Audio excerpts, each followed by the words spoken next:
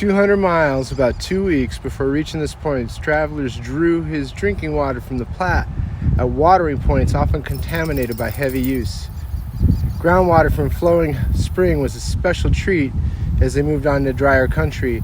In 1850, an immigrant, Mr. Madison Moorman, said, low down near the mouth of Ash Hollow, a number of springs, cold and crystal water gushed forth from under high and barren bluff, of which without ceremony and with common consent we all partook most freely. The best and purest ever drank, a beverage prepared by God himself. We do not now recommend that you drink this water. And there it is. This must have seemed like paradise 170 years ago when people were coming through and they'd endured such hardship.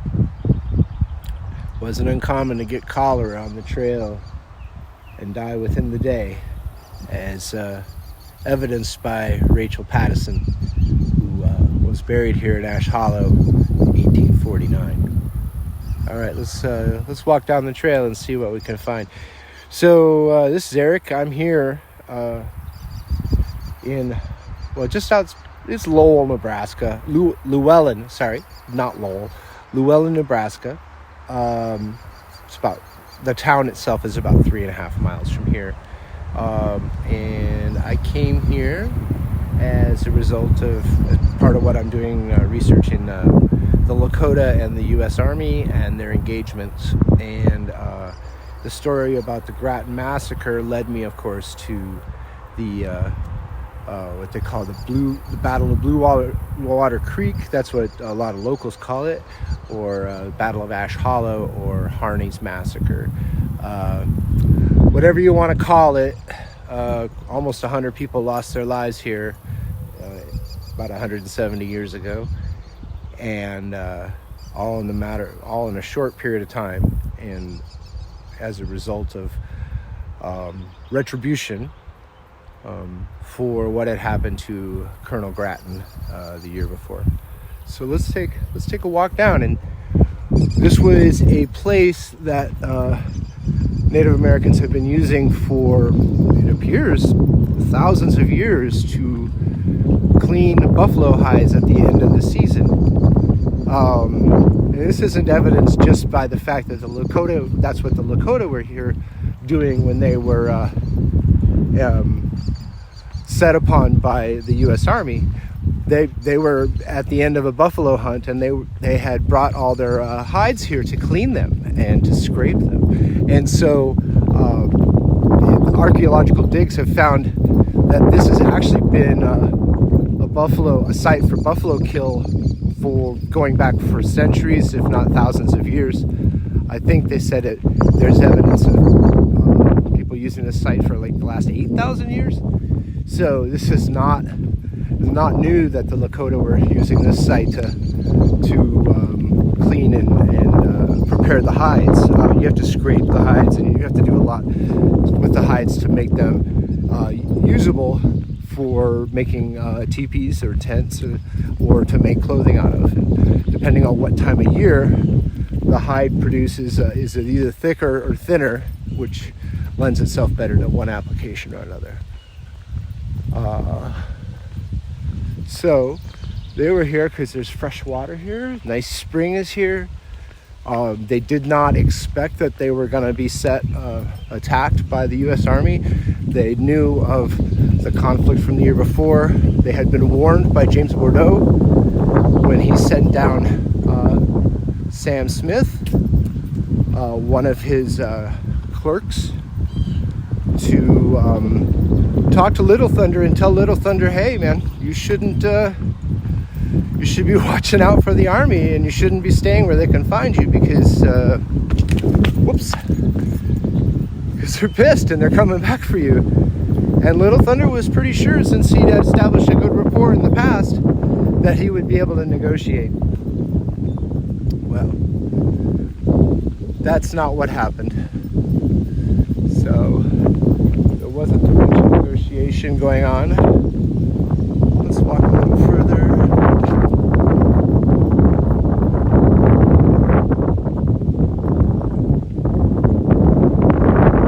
Little Thunder saw Harney, went up and talked to Harney and said he came out with his white flag. Tried to make peace, and Harney said that he wanted the people that were responsible for Grattan's massacre, or for killing Grattan and his men. And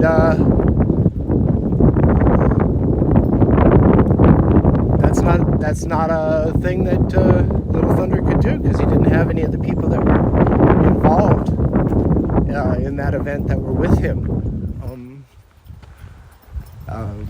He didn't have high forehead, and man afraid of his horses wasn't here. None of the people that were part of that incident with Grattan, they did have some artifacts that were found from the Grattan massacre, so I'm not sure. There might have been a few in the community that were connected to it, but that was enough for Harney, and he didn't even know about that until later when they were going through everything. But he knew they were Brûlés. He knew that they were attached to or associated with the Lakota that had been involved the previous summer. They had contracts with the Brûlés from the Horse Creek Treaty of 1851. So I wonder if I'm going straight up the hill, because I really don't want to do that. But this is the hollow.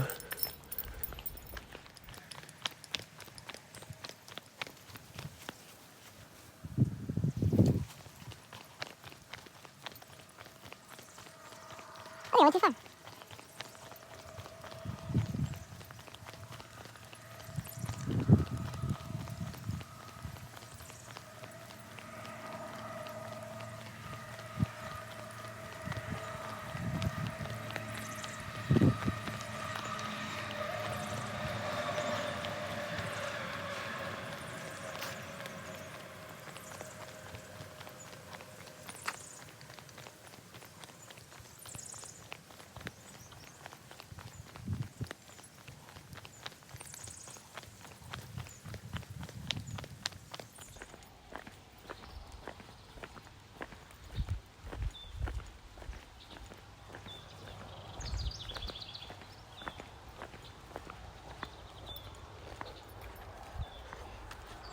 If you look up there, this is where the cave is, right up here.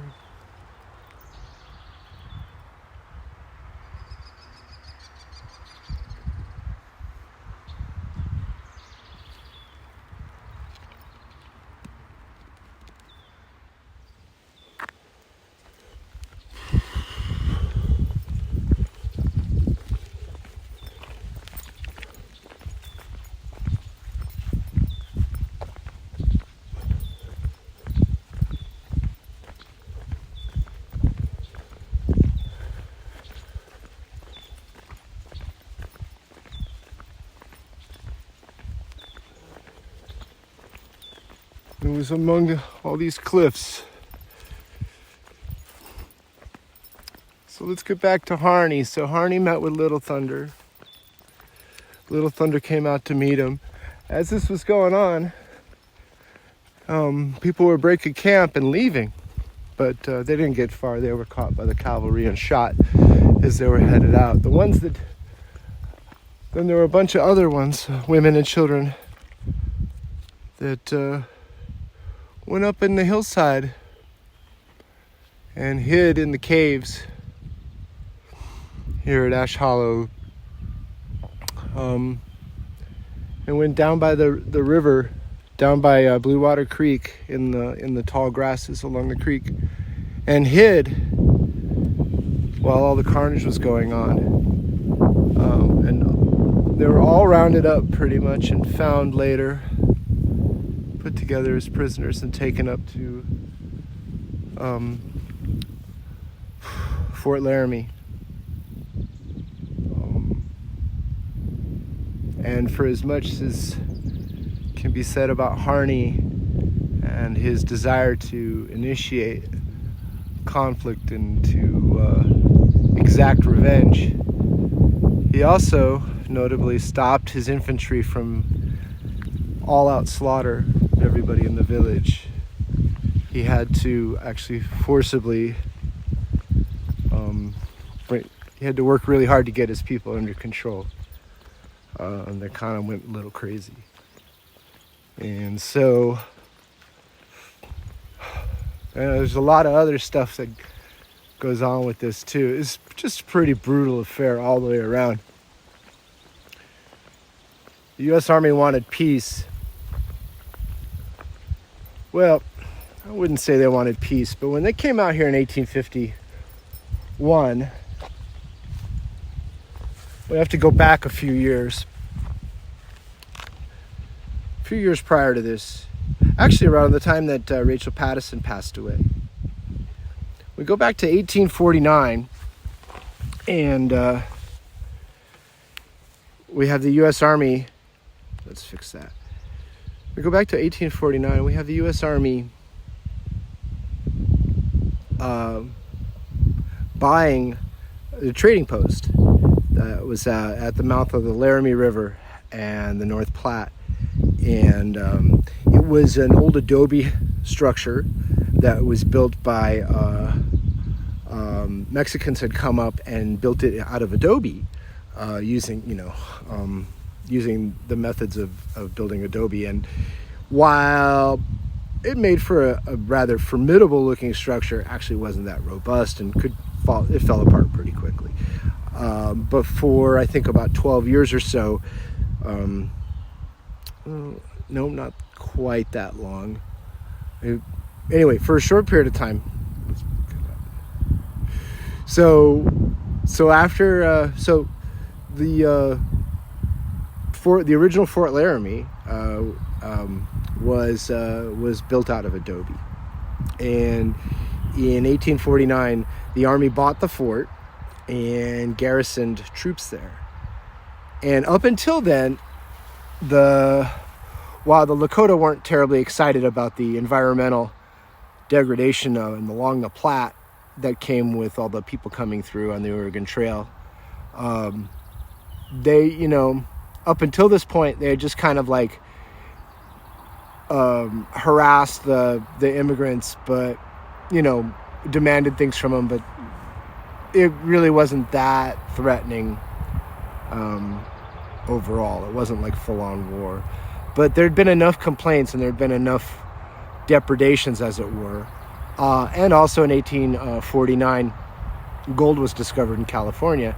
So we needed to make sure that the miners and the settlers that were going to go out west had a secure route to get out there, or as secure as possible. And by providing these forts every several hundred miles along the Platte River, that gave people a chance to get more supplies and to have a place to recoup or fix their wagons or whatever. So the forts were really important, but up until then they'd been kind of run by the French for the most part. These French, like Bordeaux, but Bordeaux wasn't the one behind Fort Laramie. But these forts were run as businesses. Let's start that over again. So at the time, these forts, up until 1849, the Fort Laramie was just run for business. It was, so there were a lot of people that were in the Lakota community that had positive interactions with people at the fort. And it was a place of commerce, and it was a place to bring your hides and to trade and to get stuff. So it was very popular among the Lakota to come in and do business at Fort Laramie. In 1849, though, when the Army took over, within a couple of months, there was a public hanging of three Lakota that had gotten in trouble, and they left those guys out for months, just in the wind, just hanging there. as a message to anybody else to that what was coming, what would be in store for them if they were to break the rules, as it were. And really the attitude around the fort just changed right then and there. And so it got so much worse right after that the Army sent out an expedition to do a treaty, the Horse Creek Treaty, in 1851. And this is the largest gathering of tribes and really people up until this point that's on record. They said there was up to 10,000 people that were at Horse Creek for the treaty. There was at least a dozen different nations that were represented there, and the Horse Creek Treaty was the one that really initially designated the White River and Powder River and large tracts of land were supposed to just be for not to be interfered with, and this all came out of the Horse Creek Treaty. But the Horse Creek Treaty, as soon as it was signed to go on for I think 50 years, and it wanted to be being cut down to 10. I'm sure I'll have to edit my recollection on this later on, but it was a factor of they cut it down by 5 times how long they were supposed to do the annuities. And so these annuities were they'd send flour, and they're basically paying off the Lakota for all the trouble they had to deal with for not having game to hunt along the Platte, not having firewood along the Platte, not having food for their horses to graze along the Platte. The Platte in western Nebraska and all the way up until the Divide is very dry. And so just the west is very dry, but you get more than 10 miles away from the Platte River, and it's hard to eke out a living. So the Platte's really important to everybody that lives in this area, and it turned out that the water was getting polluted. So